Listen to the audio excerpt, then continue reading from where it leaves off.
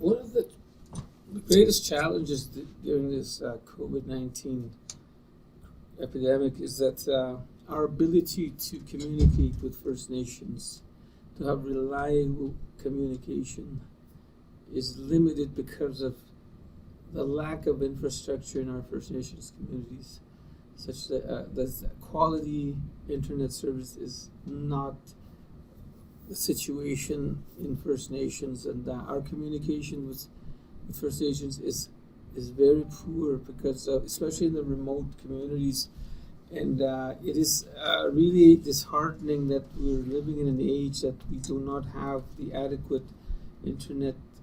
services that our people deserve, because this is really impacting how we are trying to work through this process with COVID-19 because of the lack of adequate internet services, and also those that have internet, it's very slow, and even the phones are on, when we're on conference call, the MTS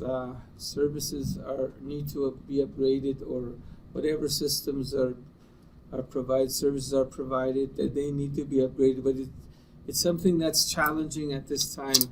It would have been better if we had the most adequate and reliable internet services in our communities. It would make things much easier, but right now it's not the case, and we've been advocating to the government at this present time that they need to invest in the North, and they do in such a way that is not divisive, and in a way that everybody will be able to access internet services without it becoming political, because I think that's the way to go.